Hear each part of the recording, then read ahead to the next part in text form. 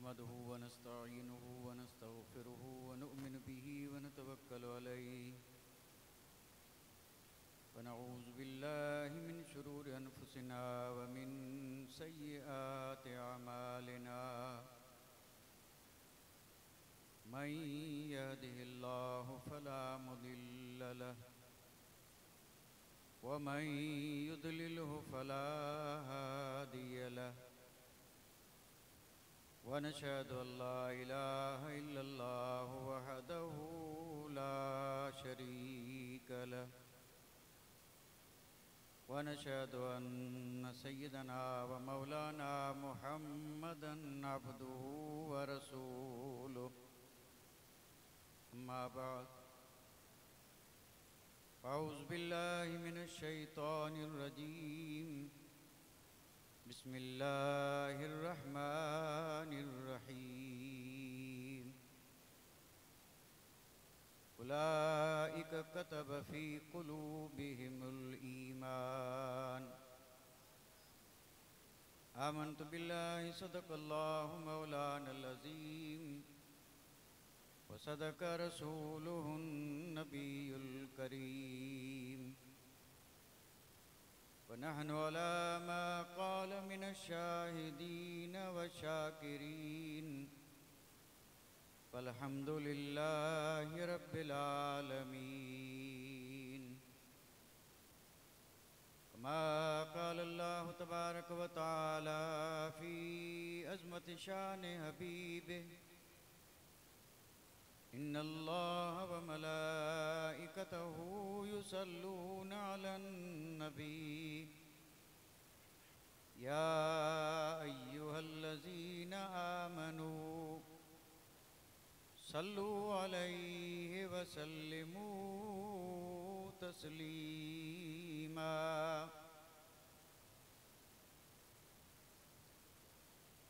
अल्लाहुम्मा सल्लि अला सय्यिदना मौलाना मुहम्मदिन व अला आलि सय्यिदना मौलाना मुहम्मदिन व बारिक व सल्लिम सलातन व सलामन अलैका या रसूलल्लाह सलातन व सलामन अलैका या हबीबल्लाह।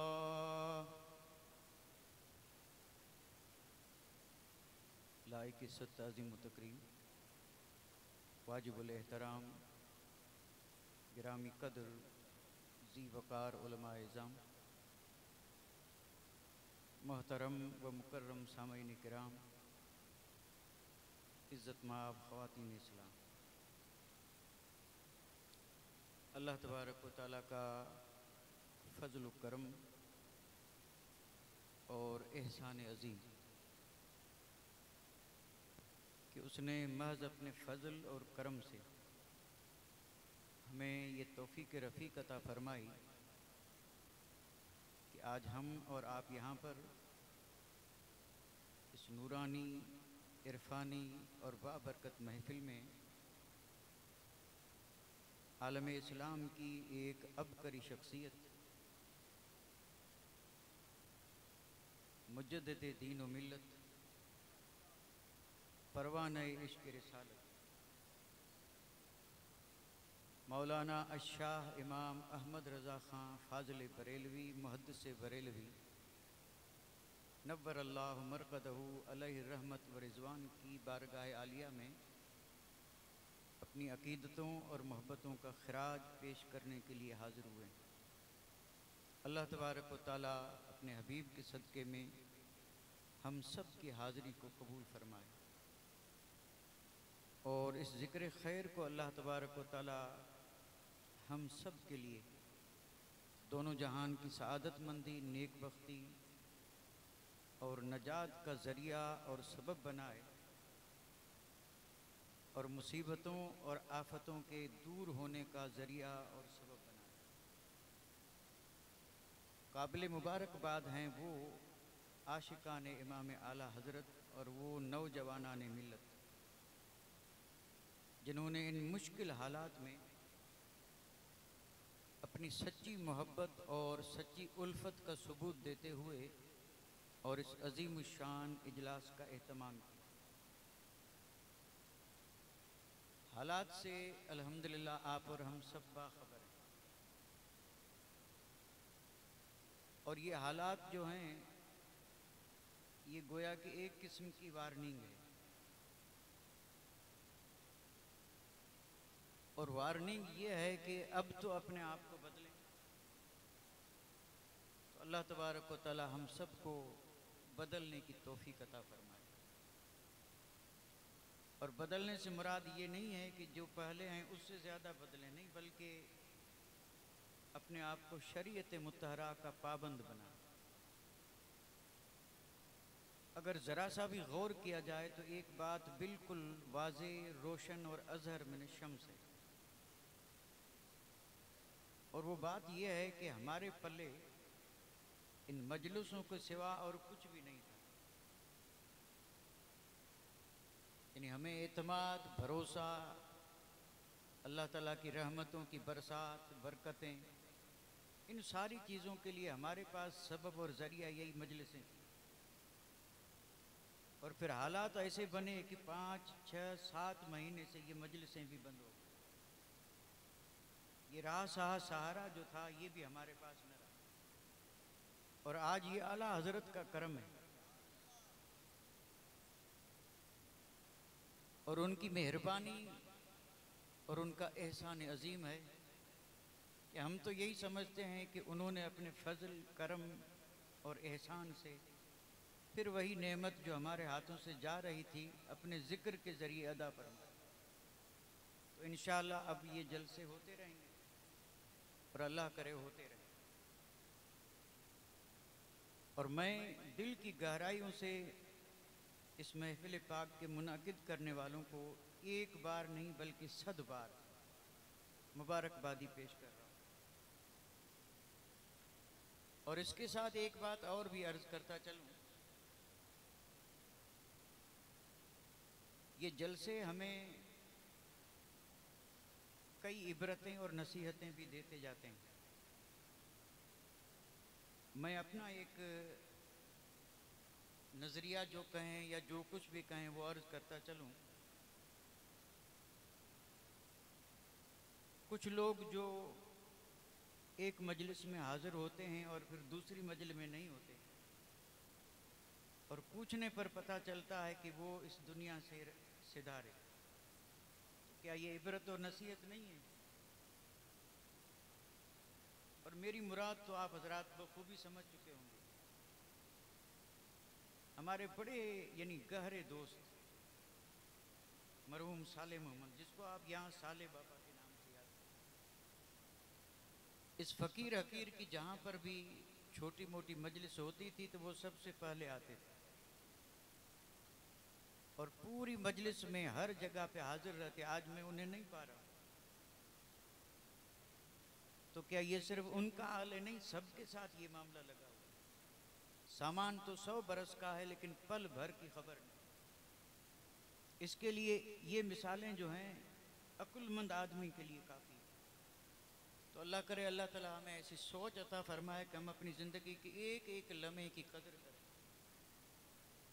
और अपनी आखिरत को आबाद करने की फ़िक्र करें। और आखिरत को आबाद करने के लिए सिर्फ एक ही रास्ता है जिसका नाम है मसलक आला हज़रत। जन्नत के दावेदार तो बेशुमार हैं और वो जन्नत में जाने की गारंटियां भी देते हैं, लेकिन ये सिर्फ ज़बानी दावे हैं। इसमें कोई शक और शुबा नहीं कि मसलक आला हज़रत वही तरीका है जो सहाबा का तरीका। और जाहिर बात है सहाबा इकराम का तरीका अगर जन्नत में नहीं जाएगा तो और कहाँ? तो जन्नत में जाने का रास्ता सिर्फ और सिर्फ यही है जिसका नाम है मसलक आला हज़रत, जिसके लिए हम बड़े जोश से नारे लगाते हैं कि मसलक आला हज़रत जिंदाबाद। तो मसलक तो बेशक जिंदा है और क़यामत की सुबह तक जिंदा रहेगा, इसमें कोई शक नहीं। ये मसलक जो है क़यामत की सुबह तक इसी तरह जिंदा ताबिंदा रहेगा। ज़रूरत यह है कि इस पे चल कर दिखाएं। मसलक पर हमने कभी गौर ही नहीं किया। मसलक कहते हैं कि चलने का रास्ता। तो तो रास्ता तो खैर हमने देखा और दिखाने वालों ने दिखाया और दिखाने वाले दिखा भी रहे हैं। रास्ता तो बिल्कुल वाज़ेह है, लेकिन कोई चलने वाला हो तब ना। रास्ता तो मौजूद है लेकिन कोई चलने वाला ही नहीं। और ऐसा नहीं कि चल नहीं रहे हैं, चल तो रहे हैं, लेकिन चल रहे हैं किसी और रास्ते। रुका हुआ कोई नहीं है। हर आदमी सुबह से शाम उम्र भर चल रहा है। अब चल रहा है तो किस रास्ते पे चल रहा है ये हमें बताने की जरूरत नहीं। अक्लमंद खुद इसका फैसला कर सकता है कि मैं किस रास्ते पे चल रहा हूं।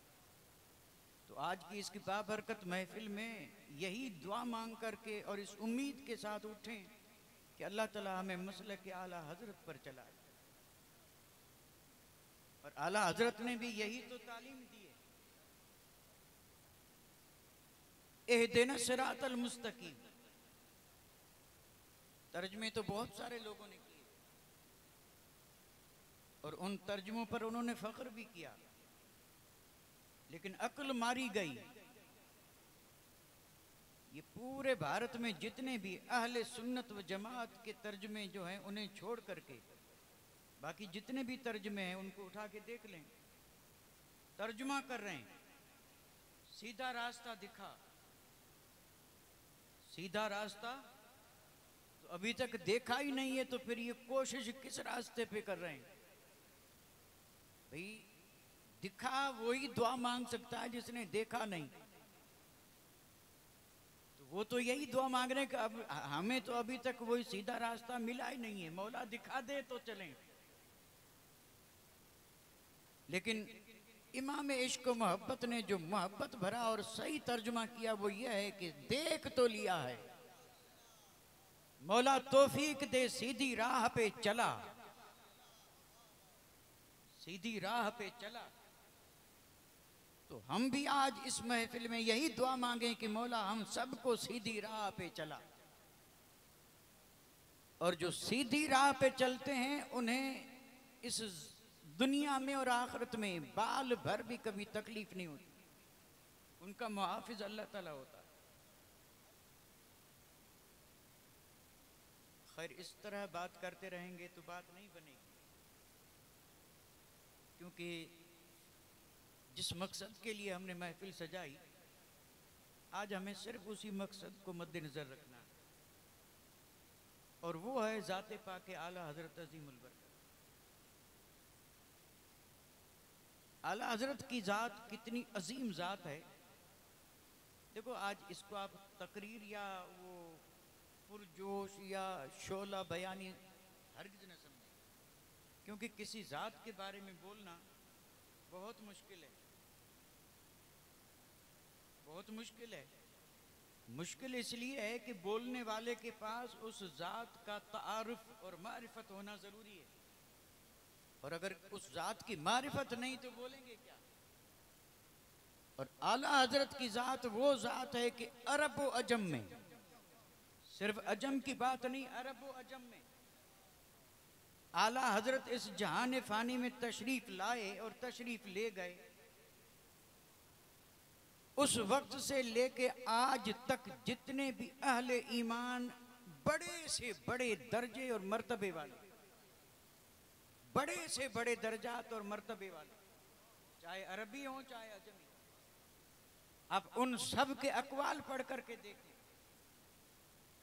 अरबियों ने भी यही कहा कि मारिफत का हक हमसे अदा नहीं हुआ, और अजमी तो कहेंगे।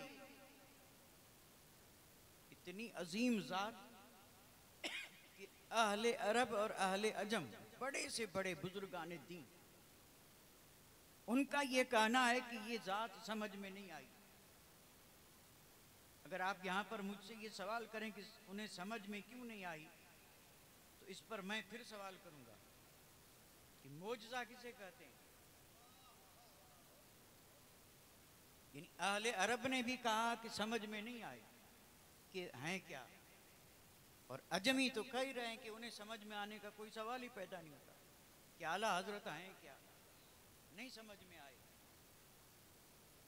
तो ये समझ में क्यों नहीं आए, तो उस पर मैंने ये सवाल किया। मोजज़ा किसे कहते हैं? तो आप कहेंगे मोजज़ा वो जो समझ में ना आए। मोजज़ा होता ही वो है जो समझ में ना आए। और आला हजरत अजीमुल बरकत की जात अहले इस्लाम के नजदीक मुत्तफक अलैह बात है, और वो ये है कि आला हजरत मोजज़तुन मिन मोजज़ातिर रसूल, कि आला हजरत की जात आकाए नामदार ताजदार मदीना के मोजज़ात में से एक मोजज़ा। और बात यहीं तक नहीं, बल्कि वो आयतुम मिन आयातिल्लाह है, तो एक इंसान, लेकिन जब अल्लाह का हुआ इनाम, तो उस इनाम ने इस जात को क्या बना दिया? आयतुम मिन आयातिल्लाह, अल्लाह की निशानियों में से एक निशानी। अब जाहिर बात है, जब ये अल्लाह की आयतों में से एक आयत है और मेरे आका के मोजज़ों में से एक मोजज़ा है, तो ये सवाल बिल्कुल जहन में आएगा कि ये मोजज़ा बना कौन सकता है और आयत बना कौन सकता है। कि नबियों को जो मोजज़े अता फरमाए क्या किसी कुव्वत ने दिए थे?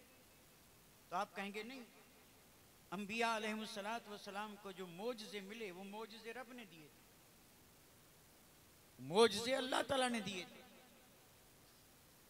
तो जब ये मोजज़ा हैं और आयत हैं, तो ये मानना पड़ेगा कि इन्हें मोजज़ा भी रब ने बनाया और आयत मिन आयातिल्लाह भी रब ने बनाया। अब ये समझ में आए कैसे? और जब समझ में नहीं आएंगे तो उनकी जात के बारे में कुछ बोलना और हक अदा करना ये तो हो ही नहीं सकता। और जाहिर बात है, जब बड़ों बड़ों का ये कहना है हम तो उनके मुकाबले में तिफिल मकतब हैं, उनके मुकाबले में हम तिफिल मकतब भी नहीं, तो फिर हम क्या बयान कर सकेंगे? लेकिन चूंकि कोशिश करना है ताकि कुछ न कुछ हिस्सा फयूज़ व बरक़ात का हमें भी मिल जाए। अब इस जिक्र पाक के लिए मैं बड़े इख्तिसार के साथ वक्त का ख्याल करते हुए, क्योंकि मुझे कोशिश ये करना है कि आप भी कुछ न कुछ समझ करके जाएं इस ज़ात पाक के बारे में, तो इसके लिए मैं एक बड़े इख्तिसार से एक पस मंज़र पेश करके और फिर आला हजरत अजीमुल बरकत इमाम अहले सुन्नत का जिक्र करूंगा। ये पस मंज़र मैं अपने हिसाब से अर्ज करना जरूरी समझ रहा हूं। देखिए, कायनात में नेमतें तो बेशुमार हैं, लेकिन अगर सवाल किया जाए कि इन नेमतों में सबसे बड़ी नेमत कौन सी, तो अल्हम्दुलिल्लाह हमने बारहा सुना है और ज़हन में भी होगा कि अल्लाह ताला ने जो हमें मेरे आका के सदके में नेमतें अता फरमाई जो बेशुमार हैं, गिन भी नहीं सकते, और आज भी वो नेमतें हम पर ऐसे बरस रही हैं जैसे सावन और भादू की बरसात। हमें इस चीज़ का एहसास हो या न हो, अल्लाह ताला की नेमतें इस तरह बंदों पे बरस रही हैं, रहमतें बरकतें। उन सारी नेमतों में सबसे बड़ी नेमत दीन है, सबसे बड़ी नेमत दीन है। और ये दीन इंसानों के पास अंबिया लेके आए। देखो, मैं तशरीह नहीं कर रहा हूं, जुमले बोल रहा हूं। अंबिया तशरीफ ले आए, लोगों के सामने जो चीज उन्होंने रखी वो दीन था। और दीन क्या है, इंसान जिंदगी कैसे बसर करे उसके लिए खुदाई तरीका। इंसान को पैदा भी रब ने किया, और जो आज भी हम देख रहे हैं कि जो कंपनियां जो चीज बनाती हैं तो उसके इस्तेमाल के तरीके भी पहले वो बताती हैं। और हर कीमती से कीमती चीज के साथ एक छोटा सा किताबचा होता है, और उसमें उस चीज के इस्तेमाल करने का तरीका। इंसान को रब ने बनाया और फिर उसको जिंदगी कैसे बसर करनी है उसके लिए रब ने किताबें नाज़िल फरमाई। और आखिर में मेरे आका तशरीफ लाए तो फिर किताब भी वो अता फरमाई कि जिसका कोई जवाब नहीं। तो ये इसी का नाम दीन है, तरीका।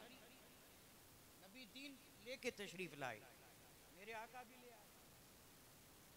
और जब यही दीन आपने इंसानों के सामने रखा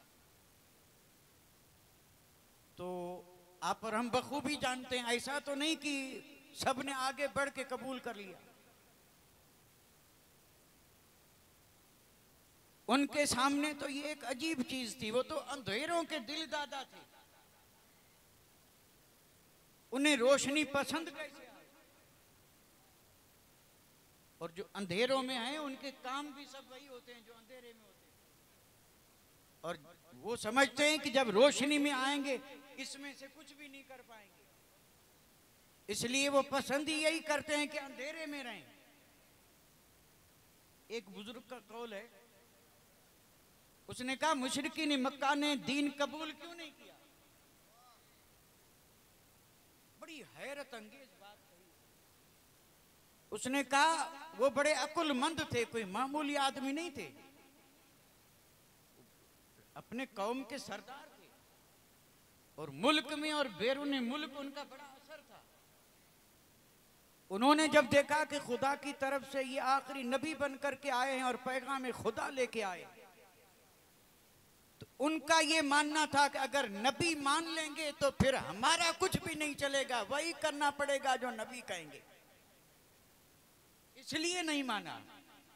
वो समझ रहे थे कि हम तो हैं अंधेरों के दिलदादा, और कलमा पढ़ लिया तो फिर मनमानी नहीं कर सकेंगे। कलमा पढ़ लेंगे तो फिर वही करना पड़ेगा जो ये कहेंगे। इसलिए यही चीज आड़ बनी रही और वो कलमा न पढ़ सके। वो भी ये मानते थे कि कलमा पढ़ेंगे तो फिर वही करना पड़ेगा जो नबी फरमाएंगे। तो हैरत की बात नहीं है कि कलमा भी पढ़ रहे हैं और फिर उस नबी की नाफरमानी भी कर रहे हैं। इससे बढ़ करके हैरत की बात और क्या होगी? भाई नबी को अल्लाह ताला ने भेजा ही इसलिए है कि ये इंसान जो बेमुहार है, इसकी नाक में मुहार डाल दिया और फिर ये अपनी तरफ से नहीं, जिधर नबी खींच के ले जाए उधर जाए। और वो ये चाहते थे कि हम बेनकील रहें और जो चाहे करते रहें। कलमा पढ़ेंगे तो फिर अंधेरे वाले काम नहीं कर पाएंगे, इसलिए अंधेरे में रहे। और ये दीन जो है ये वही तरीका है जो रब ने अता फरमाया। तो मेरे आका जब दीन लेके आए तो जो उन अंधेरों के दिल दादा थे उन्होंने कहा हमारा तो ये पूरा बाजार बंद हो जाएगा। तो कोशिशें की थी कि दीन को मिटाओ, क्या कोशिशें नहीं हुई थी? अब सीरत का मुताला करके देखें, इस्लाम की इब्तिदाई जो हालात जरा पढ़ करके देखें, रब तौफीक दे। अब यहां पर वो दीन के दुश्मन बन गए और चाहते ये थे कि दीन को मिटा दें। और मेरे आका ने इरशाद फरमाया कि तुम इसे मिटा नहीं सकते। और फिर जर्रा जर्रा ये ऐलान कर रहा था कि फानूस बन के जिसकी हिफाजत हवा करे, वो शमा क्या बुझे जिसे रोशन खुदा करे।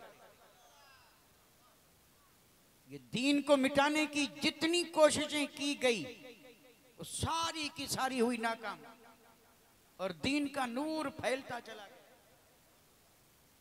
और मेरे आका ताजदार मदीना ने इसी दीन को हम तक, इंसानों तक पहुंचाने के लिए खुद तकलीफें उठाई। क्या मेरे आका का चेहरा जख्मी नहीं हुआ? यहाँ पर हम सुन चुके, क्या दंदाने मुबारक शहीद नहीं हुए? क्या बेशुमार सहाबा ने शहादत का जाम नोश नहीं किया?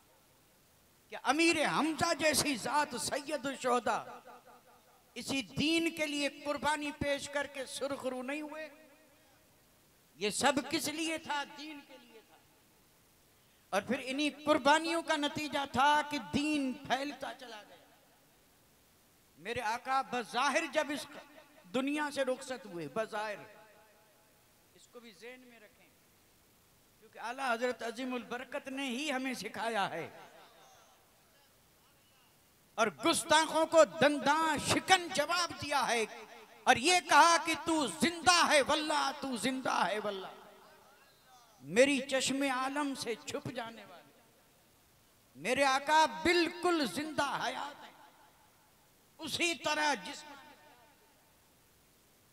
और ये हम इसलिए अर्ज कर रहे हैं कि यानी बज़ाहिर पर्दा फरमाया, तो जैसे ही मेरे आका ने पर्दा फरमाया तो दुश्मनों ने देखा मौका अच्छा है, देखा था या नहीं। अब जरा अब यहां पर सिद्दीक़ अकबर की सीरत पढ़ें। इधर मेरे आका का विसाल हुआ, अरब की जमीन पर फितनों ने सर उठाया। एक फितना नहीं था बल्कि एक ही वक्त में कई फितने जाग उठे। क्या ज़कात का इनकार नहीं किया गया? उन लोगों ने कहा बाकी तो सब करेंगे लेकिन ज़कात नहीं देंगे।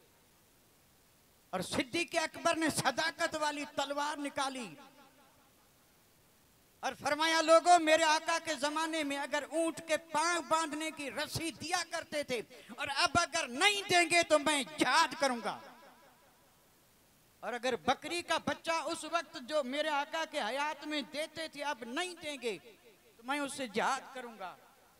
फारूक आजम ने कहा, अबू बकर सिद्दीक क्या फरमा रहे हैं?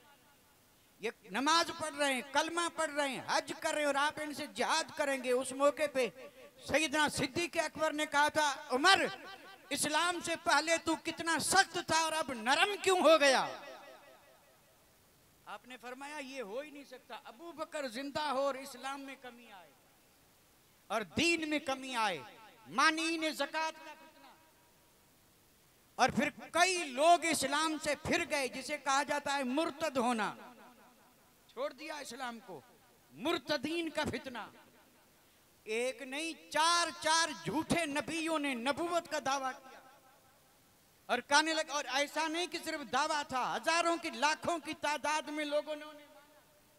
अब सीरत पढ़ के देखें, मुसैलमतुल कज़्ज़ाब के पास 1 लाख का लश्कर था और ये सिद्दीक़ अकबर थे।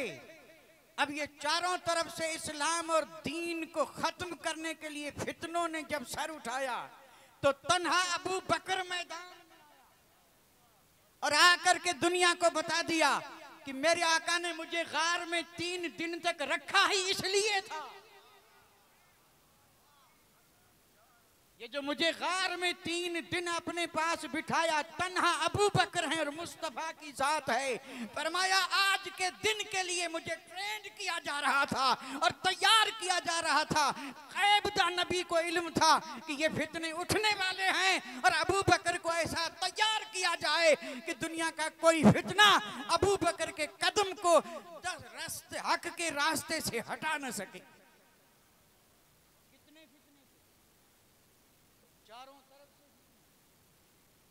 कुर्बान जाऊं सैयदना सिद्दीक़ अकबर की हिम्मत और सदाकत। यहाँ रूहानियत के बाब कई निकलते हैं, 1-2 नहीं बल्कि रूहानियत के कई बाब निकलते हैं और ये सोते सिद्दीक़ अकबर के दिल से फूटते हैं, इसमें कोई शक नहीं। ये कितनी अजीम जात है। 4 झूठे नबी।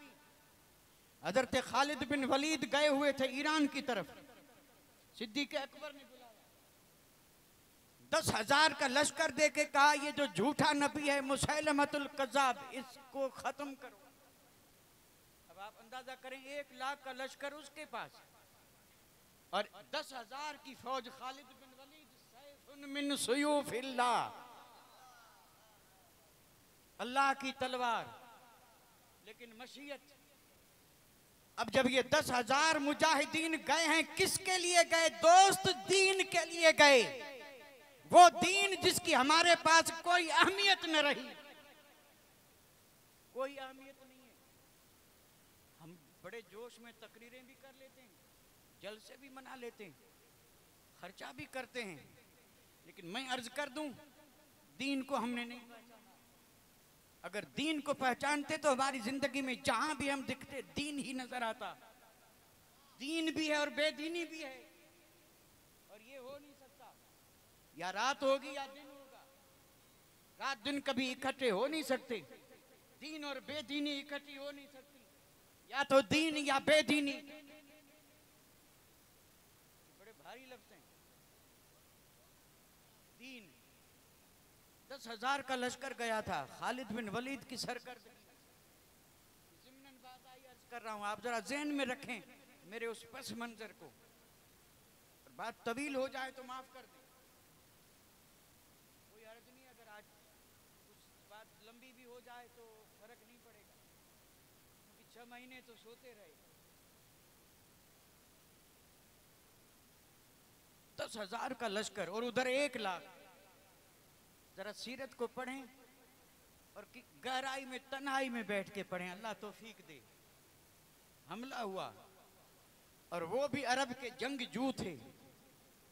मुसलमानों को पीछे धकेलते धकेलते जहां खेमा था वहां तक ले गए, पीछे हटा दिया। यहां तक कि इस्लामी लश्कर के साथ मस्तूरात औरतें भी गई थी, उनके खेमे थे। मुसैलमा कज़्ज़ाब का लश्कर वहां तक पहुंच गया। तो इन मुस्तफ़ा के गुलामों को ये खौफ लायक हुआ कि कहीं औरतों को कत्ल न कर दें। लेकिन मुसैलमा बिन कज़्ज़ाब के उन लश्कर वालों ने कहा कि हम औरतों से लड़ने नहीं आए, हम मर्दों से जंग करने आए। और जब औरतों के खेमों के पास लश्कर पहुंचा तो खालिद बिन वलीद ने कहा, है कोई जो इस मुसैलमा का काम तमाम करे, क्योंकि अगर ये मारा जाएगा तो ये लश्कर जो है ना, ये बिल्कुल यानी बेताकत और बिल्कुल अपने आप को कमजोर महसूस करेगा। फतह के लिए जरूरी है कि इसे कत्ल किया जाए। कौन आगे बढ़ा था? अहले इल्म तो जानते ही हैं। इस वक्त जो आगे बढ़ा था उसका नाम था हजरत वहशी। कुछ जहन में आई बात, ये वहशी कौन है? अल्लाह अकबर, ये वहशी वही है जिसने जमाने कुफर में हजरत अमीर हमजा को शहीद किया। मैदाने उहद में हजरत अमीर हमजा का कातिल। और मैं हजरत वहशी इसलिए कह रहा हूं कि फिर सहाबी बन गए, और सहाबी सब जन्नती हैं। हजरत वहशी आगे ये वही थे जिन्होंने हजरत अमीर हमजा को कत्ल किया था। कलमा पढ़ने आए थे तो मेरे आका ने फरमाया, वहशी कलमा सारे गुनाहों को मिटा देता है, रब ने तुझे माफ कर दिया, सारे गुनाह तेरे बख्श हो गए। लेकिन एक बात मेरी सुन ले, कभी भी मेरे सामने मत आना, क्योंकि अगर तू मेरे सामने आएगा तो जैसे ही तू सामने आएगा मुझे मेरे चचा की शहादत का मंजर भी आ जाएगा। और सीरत में लिखा है कि जिंदगी में मेरे आका इतने कभी भी नहीं रोए थे जितने अमीर हमजा की शहादत के वक्त आंसू बहाए। इतने प्यारे चचा थे। फरमाया तू मेरे सामने मत आना। वो नहीं आया, नहीं आया, मेरे आका का हुक्म था, सामने नहीं आया। आज वही वहशी आगे बढ़ा, क्योंकि खालिद बिन वलीद ने कहा था जो इसे कत्ल करे तो उसके लिए बड़ी खुशखबरियां हैं। यही आगे बढ़ा और फिर वही बर्छी थी और वही वहशी था। मुसैलमतुल कज़्ज़ाब पे जो बर्छी फेंकी, एक ही वार में काम तमाम कर दिया। और सीरत की किताबें उठा करके देखें, उसी मौके पे हजरत वहशी ने कहा था, मेरे आका के दीवानों गवाह रह जाना, गवाह हो जाना, हालत कुफर में मैंने सबसे अजीम आदमी को कत्ल किया था, हालत कुफर, और वो थे अमीर हमजा। और फिर फरमाया जब मैंने मेरे आका का कलमा पढ़ लिया है तो आज पूरी दुनिया में बड़े से बड़े खबीस को भी मैंने कत्ल किया है। तो साहबा ने एक जबान होकर के कहा था कि वहशी मुबारक हो, कफारा अदा हो गया, कफारा अदा हो गया। मैं अर्ज ये कर रहा हूं कि इस्लाम पर जब भी फितनों ने हमला किया है तो मुस्तफा के दीवाने मैदान में आए। अब अगर इसी तरह मैं ये जिक्र करता रहूं, लेकिन जिक्र तो करना ही पड़ेगा क्योंकि ये इसी सिलसिले की कड़ियां हैं। अगर उन सारे तज़किरे न भी करें तो जरा सा इशारा तो करना ही पड़ेगा। सिद्दीक़ अकबर के दौर में फितनों ने सर उठाया। सिद्दीक़ अकबर ने कुछ